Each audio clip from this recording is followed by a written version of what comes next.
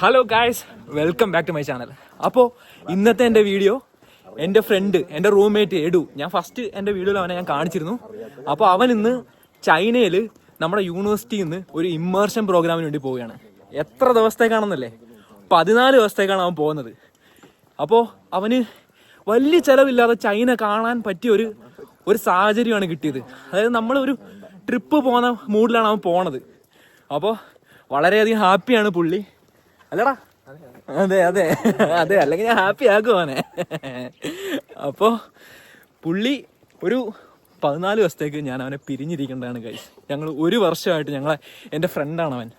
അപ്പോൾ ഞാൻ ഇന്ന് കാണുന്ന വീട്ടിൽ ഞങ്ങൾ ഒരുമിച്ച് ഒരുപാട് ഇണക്കങ്ങളും പിണക്കങ്ങളുമായിട്ട് ഞങ്ങൾ കഴിഞ്ഞ ഒരു ഫ്രണ്ട് ഒരു 14 ദിവസത്തേക്ക് നമ്മളെ വിട്ടു പോകുന്നു എന്ന് പറയുമ്പം ആർക്കായാലും ഒരു ചെറിയ വിഷമം ഉണ്ടാവും. കണ്ട, അതാ അവൻ പറഞ്ഞതിൽ കാര്യമുണ്ട്. അതെ, ഉറ്റ ചങ്ങായി. ഇവര് രണ്ടുപേരും ഇവന്റെ സ്കൂളിൽ, അതായത് സ്കൂളല്ല കോളേജിൽ ഒരുമിച്ച് പഠിച്ചവരാണ്. അപ്പോൾ അവർക്കും അവൻ പോകുന്നതിൽ ഒരു വിഷമമുണ്ട്. അതെ അതെ അതെ. അപ്പം അവന്റെ ചൈനയെ പോലുള്ള ലുക്കാണ് ഗൈസ് ഇത്.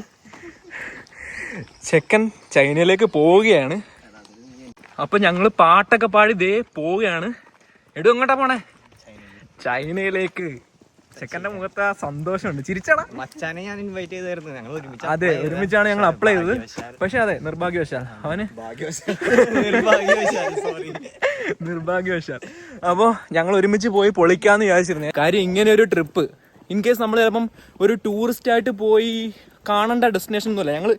ഞങ്ങൾ ജീവിക്കുന്ന ഒരു ഷെങ്കൻ കൺട്രിയിലാണ്, ജർമ്മനിയിലാണ്. അപ്പം നിങ്ങൾക്കറിയാം ഒരുപാട് ഷെങ്കൻ കൺട്രീസ് ഉണ്ട്. അപ്പോൾ നമുക്ക് ആ ഒരു വിസയിൽ നമ്മൾ അങ്ങോട്ടൊക്കെ പോകാൻ ശ്രമിക്കും. പക്ഷേ ചൈന എന്ന് പറയുന്നൊരു ടോട്ടലി ഡിഫറെൻറ്റ് കൺട്രിയാണ്. അപ്പോൾ നമുക്ക് ഒരു ചാൻസ് കിട്ടുക എന്ന് വെച്ചാൽ അവിടെ പോയി, ഇവനിപ്പോൾ പോണത് സ്റ്റഡി റിലേറ്റഡ് ആണ് പോകുന്നത്. അപ്പോൾ അവിടെ പോയിട്ട് അങ്ങനെ അതിൻ്റെ കൂടെ തന്നെ നമുക്ക് ആ സ്ഥലങ്ങളൊക്കെ ഒന്ന് കാണാൻ പറ്റുമെന്ന് വെച്ചാൽ അത് പൊളിയാണ്. നമ്മൾ ഈ ജർമ്മനി പോലൊരു ഷെങ്കൻ കൺട്രി ജീവിക്കുന്നതിൻ്റെ ഒരു അഡ്വാൻറ്റേജ്, അല്ലെങ്കിൽ ട്രാവൽ ചെയ്യാൻ താല്പര്യമുള്ള ഒരു ടീമിന് മെയിനായിട്ടും ഒരുപാട് ഓപ്പർച്യൂണിറ്റീസ് ഉണ്ട് ഇവിടെ.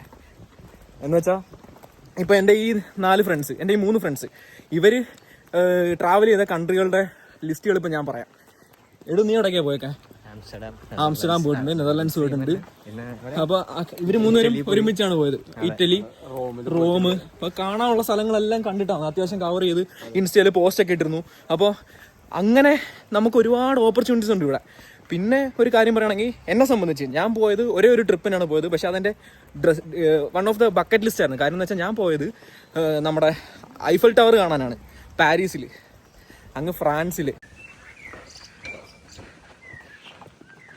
ഇതിൻ്റെ ഒരു സാധ്യത എന്ന് വെച്ചാൽ നമുക്ക് ഈ ജർമ്മനിയിൽ മാത്രം നമ്മുടെ ലൈഫ് ഒതുങ്ങില്ല. ജർമ്മനിലേക്ക് മാസ്റ്റേഴ്സിന് വരുന്നവരായാലും ഹൗസ് ബിൽഡിങ്ങിന് വരുന്നവരായാലും. അപ്പോൾ നമുക്ക് ഒരുപാട് ഓപ്പർച്യൂണിറ്റീസ് ഉണ്ട്. ഇങ്ങനെ ഒരു ബാഗും തോളിൽ തൂക്കിയിട്ടങ്ങ് ഇറങ്ങിയാൽ മതി. ഒരു പെട്ടിയൊക്കെ ആയിട്ട് ഇറങ്ങിയാൽ നമുക്ക് മൈൻഡ് ഉണ്ടെങ്കിൽ, കയ്യിൽ പൈസ ഉണ്ടെന്ന് വെച്ചാൽ ഈ ഷെങ്കൻ കൺട്രീസ് എല്ലാം നമുക്ക് ട്രാവൽ ചെയ്യാൻ കഴിയും. പിന്നെ സമയം നമ്മൾ കണ്ടെത്തണം. അതിപ്പം മാസ്റ്റേഴ്സിൻ്റെ ഇടയ്ക്ക് നമുക്കൊരു സമയം കിട്ടിക്കഴിഞ്ഞാൽ, ഒരു വീക്കെൻഡ് കിട്ടിക്കഴിഞ്ഞാൽ തന്നെ ഇറങ്ങിക്കോ. അപ്പോൾ ഒരു ഫ്ലിക്സ് ബസ് അങ്ങോട്ട് ബുക്ക് ചെയ്യുക, നേരെ വിടുക.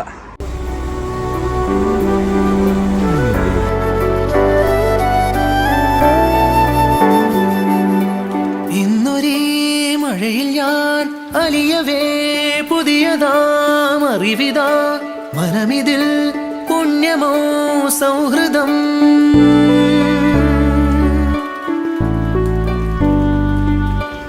ഇന്നൊരേ മഴയിൽ ഞാൻ അവൻ പോണത് മാഗ്ഡിബുർഗ് ട്രെയിനിലാണ്. അപ്പോൾ അവിടുന്ന് അവന് ഒരു കണക്ഷൻ എടുക്കാറുണ്ട്. മാഗ്ഡിബുർഗ് ചെന്നിട്ടാണ് നമുക്ക് ബെർലിനിലേക്ക് കണക്ഷൻ. അവൻ അവിടെ നിന്നാണ് ബെർലിൻ എയർപോർട്ടിൽ നിന്നാണ് അവൻ്റെ കണക്ഷൻ. അപ്പോൾ നാളെ രാവിലെ അവൻ നേരെ ചൈനയിലേക്ക് വിടുകയാണ്. വെളുപ്പിനാണ് ട്രെയിൻ. അപ്പോൾ അവൻ പോയതിൻ്റെ ചെറിയൊരു വിഷമത്തിലാണ് ഞാൻ വീട്ടിൽ വന്നത്. അപ്പം നല്ലൊരു മഴയായിരുന്നു തിരിച്ചു വന്നപ്പോൾ. നല്ല രസമുണ്ടായിരുന്നു. ഞാൻ എപ്പോൾ വീഡിയോ എടുത്താലും മഴയാണ് ഗൈസ്. എനിക്കറിയില്ല, പ്രകൃതി എൻ്റെ കൂടെയാണെന്ന് തോന്നുന്നു. അപ്പോൾ അവിടെ 2 അപ്പന്മാർ ബിയർ അടിച്ചിരിക്കുന്ന കണ്ടിരുന്നു. അവരോട് ഞാൻ വീഡിയോ എടുത്തോട്ടെ എന്ന് ചോദിച്ചു. അപ്പോൾ അവർ പറഞ്ഞു, എൻ്റെ പ്രൈവസിയാണ് മക്കളെ, ഇത് ഞങ്ങളുടെ പ്രൈവസി, അതിലേക്ക് നീ ഒന്ന് വീഡിയോ എടുക്കണ്ട, നീ അങ്ങോട്ട് മാറി നിൽക്കും മക്കളെ, നീ ഒരു യൂട്യൂബർ ആയെന്ന് പറഞ്ഞു. അപ്പോൾ ഞാൻ ഇങ്ങനെ വിഷമിച്ചു. കുറച്ച് നേരം ഇങ്ങനെ വന്നിട്ട് വീട്ടിൽ പോയി ഗൈസ്.